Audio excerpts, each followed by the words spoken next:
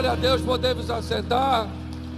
Nós já estamos encerrando. Eu quero agradecer a Deus e dizer a vocês que uma das coisas mais belas de uma comunidade de fé é o poder que essa comunidade tem de convergir pessoas para trabalhar em grupo, para realizar grandes coisas. Para que tudo isso acontecesse, no primeiro culto eu mantive eles aqui. Nós oramos pela unidade da igreja, mediante a todos os desafios que nós estamos enfrentando neste ano, com todo o isolamento social e tantas notícias desastróficas. Nós muitas vezes corremos o risco de nos tornarmos pessimistas, mas podemos dizer, como já foi dito aqui, até aqui nos ajudou o Senhor.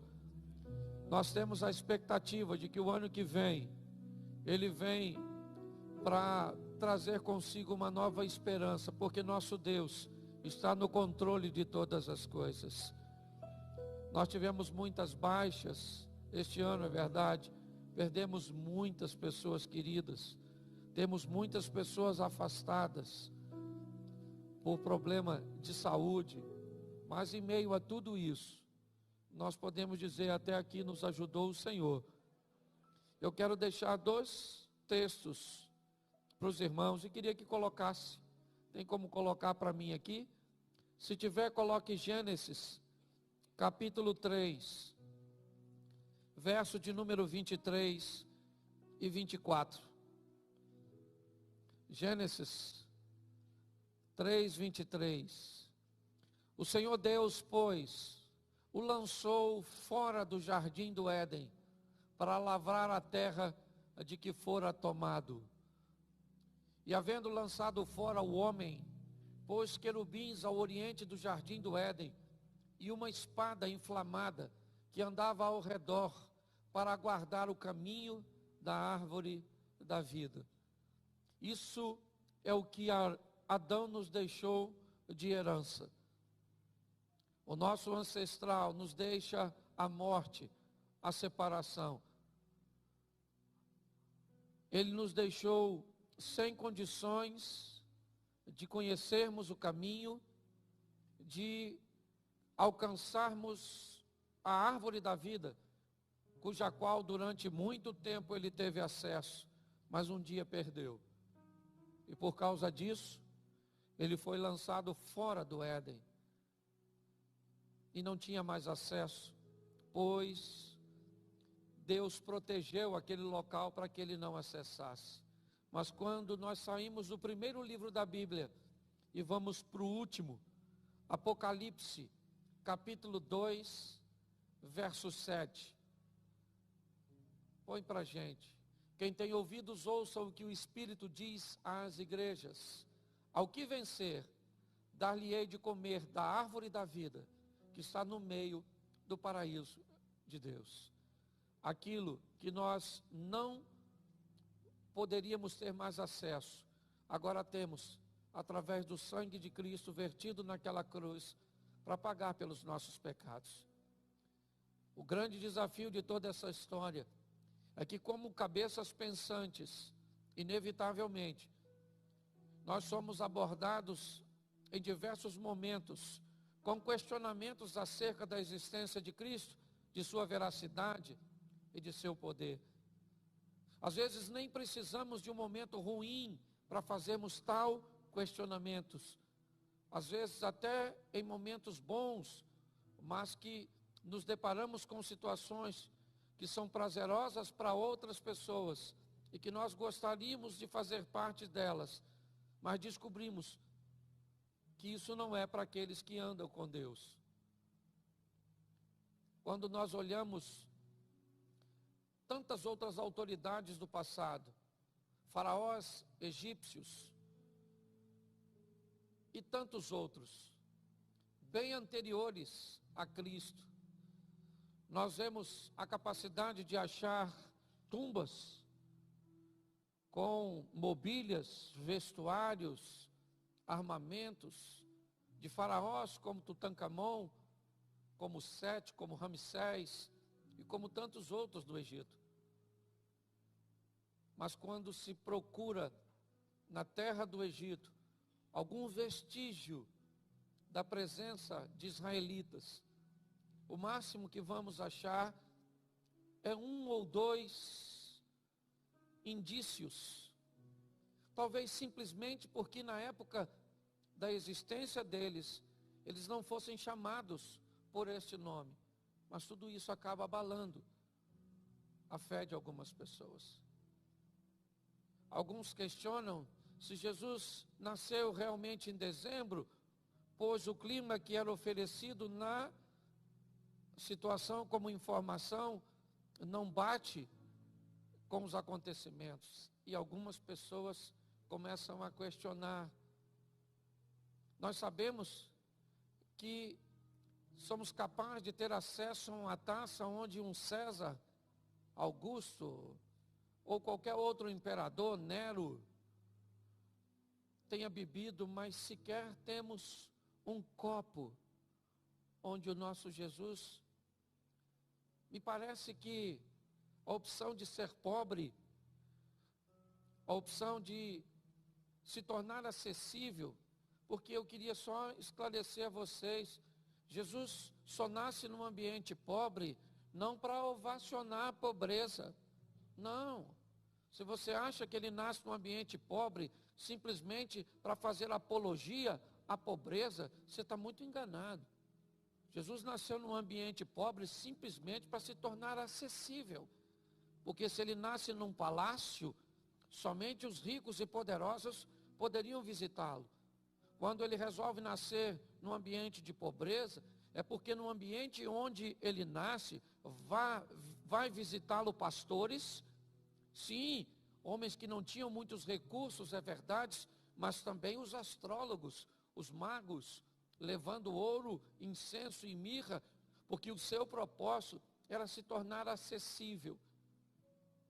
E talvez por essa questão, não há muitas lembranças, nem o que dizer de forma material, daqueles que têm poucos recursos.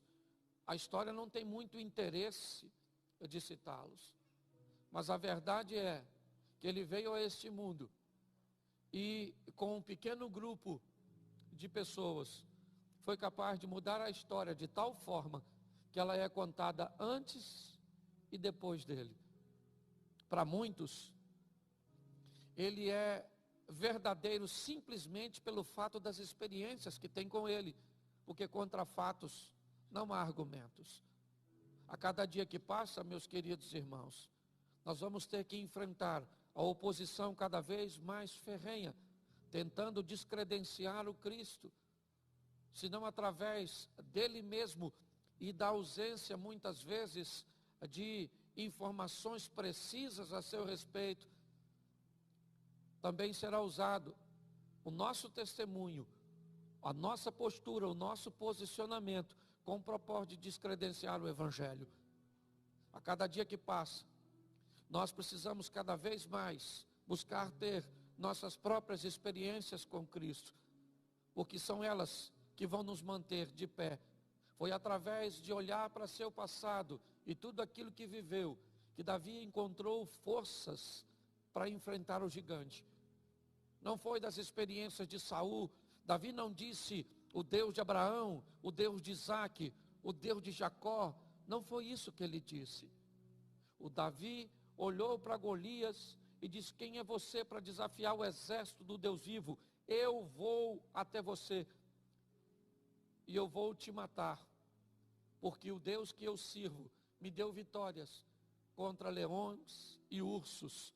O que vai valer no final dessa história, caros irmãos e amigos, são as nossas experiências. E aquilo que nós experimentamos com Deus, é isso que vai vencer a depressão. É isso que vai vencer o medo, que vai vencer o caos. Nossas próprias experiências. Por isso, busque ter com Deus e em Deus suas próprias experiências. Porque eu posso garantir para você que se as experiências dos outros valessem o suficiente para nos manter de pé, nenhum de nós desviaríamos ou iríamos esmorecer mediante a tantos exemplos, desde Adão, Abraão, Isaque, Jacó, certo? José, Moisés, vamos lá, Josué, vamos a Davi, a Salomão, a tantos outros, mas as experiências dos outros, elas servem para eles. Vamos ter as nossas próprias experiências para o nosso casamento, para a nossa caminhada com Deus, para os nossos filhos. Nós carecemos muito disso. Se você quer provas, eu fico imaginando, por que é que Deus não deixou provas? Por que ninguém achou a arca da aliança? Onde é que foi parar a capa de Jesus, que nem é tão velha assim? Onde essas coisas estão? Por que é que elas não foram encontradas, não estão expostas? Porque o propósito é que seja pela fé. E fé é o fundamento das coisas que não se vê. Então eu não sei o que você está enfrentando hoje, mas você tem uma arma poderosa que Deus te deu. Ela é a fé. A fé num Deus que pode fazer por você o que ninguém faz. Vamos sair daqui, hoje é o primeiro, eu sempre falo isso, né? Na grande maioria dos cultos. Estamos aí iniciando a semana hoje, a última semana, aliás, que nem termina, certo? Sexta-feira já é dia 1º, nós vamos estar aqui na virada, culto começando às 22 horas, vamos entrar de joelho, mandando oração, eu ia falar bala, mandando oração para 2021, porque a linguagem do carioca é terrível, né?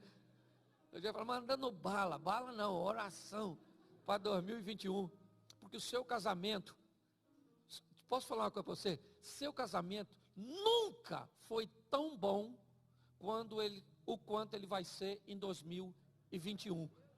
Teus filhos nunca foram tão obedientes, nunca foram tão estudiosos, nunca prosperaram tanto como vão prosperar em 2021. Nós vamos viver 2021 de forma extraordinária. Sua empresa vai crescer, seus negócios, mas mais do que tudo isso, você nunca viveu tantas maravilhas com Deus do que 2021 está reservando para você. E acredite, dia 1º já vai entrar, não é com o pé direito, não, é com os 2 pés para não ter erro.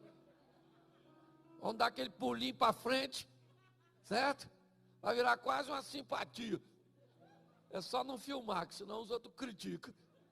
Certo? Então eu queria que você ficasse de pé agora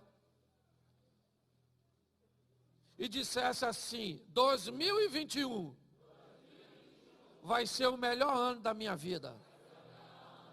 Amém? Isso. Feche seus olhos.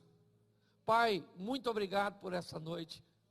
Nós só temos a te agradecer, porque ver os 2 cultos com a frequência que teve hoje, chuvoso, com todo esse ambiente opressor, final do ano, gente que deixou parente em casa para vir para cá, disse, não quer ir comigo, fica. Senhor, é uma grande dádiva. Tem gente que veio de tão longe. Muito obrigado. Recompensa essas pessoas com experiências